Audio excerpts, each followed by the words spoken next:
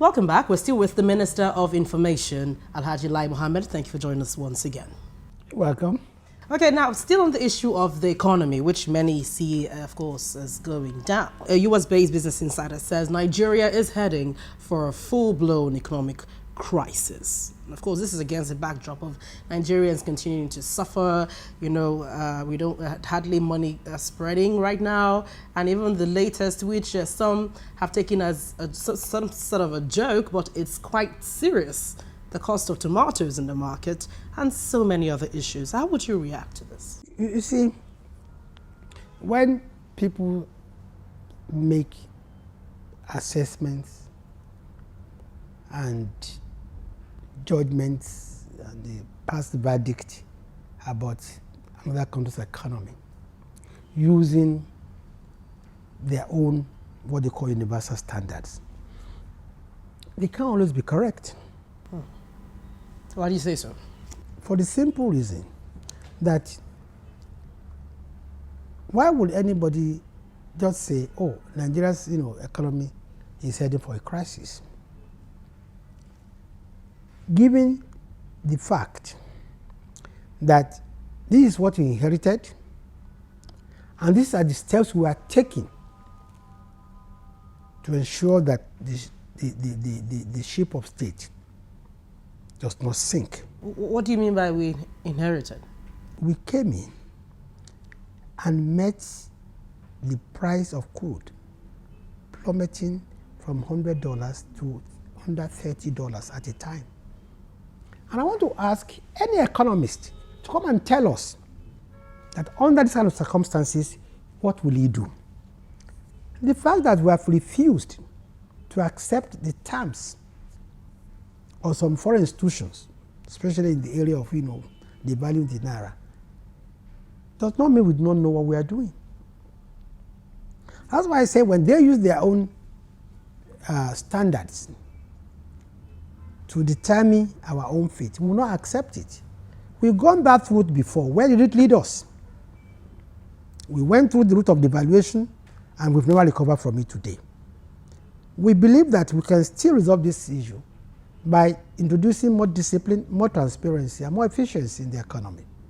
Now, people talk about the price of tomato, and they forget one thing, that the price of tomato today is a direct result of the fact that for 2 years, we've lost 2 years' harvest as a result of Boko Haram insurgency. All the people that you see riding Okada in Lagos are people who normally would have been on the farm to produce, agricultural produce. So it's a combination of many factors. So is it the fact that tomato scarcity is right now ravaging the country is a Boko Haram thing? Absolutely, because do you farm where there's war? We have lost 2 seasons of harvest. In addition, we have had very poor rainfall last year and this year. These are all these that have combined for you to have the price of tomato you're talking about. Those are the realities. Go and ask the economists and the agriculturalists, they'll tell you. That is it. We're talking about the real issues right now in the economy and how it is affecting people's lives directly. Tomatoes is just one example. We have several other things, ravaging the country. And of course, food is primary. And that's where we're going to. Where are the food baskets in Nigeria? The Middle Belt, largely. The Northeast, largely. The Northwest, largely. When you have unrest, you have instability, you have insurgency.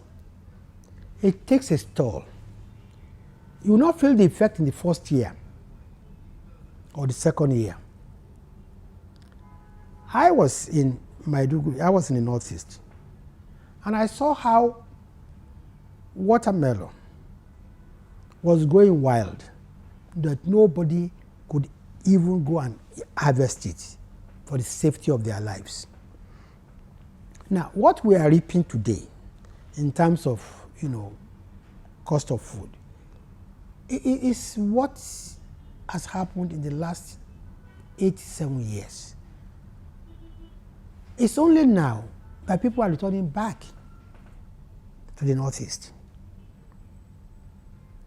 It's only now that you can even start talking about resettling or rehabilitating people.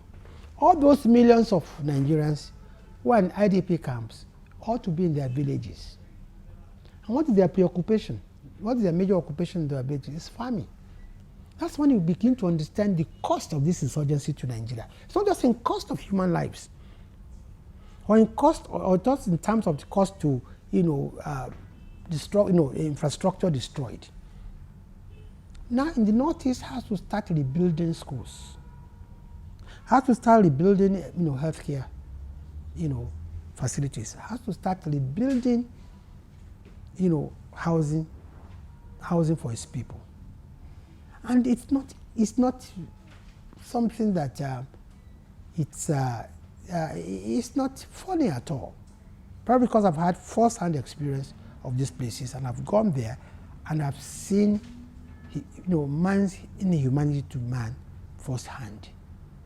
Probably that's why, yes, I empathize with Nigerians on the costs, on the hardship we are going through.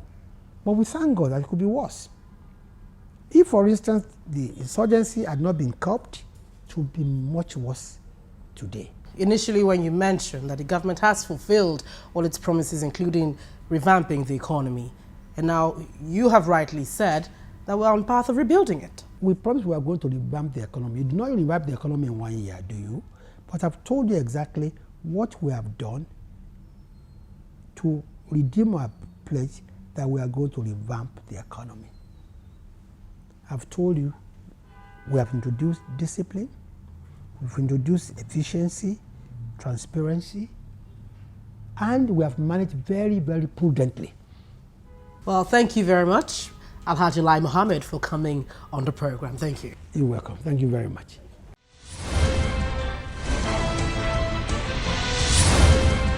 Thank you for your mails as always. Let us know your views using the address and Twitter handle on your screen. You can let us know anything happening within your locality, especially if you're in the nation's capital. Now, don't forget, you can view the program on youtube.com/channelsweb/videos. Make your comments after viewing any of the videos, and please remember to include your name and your location. Thank you for watching this week. I'm Gloria Umezike. See you next time.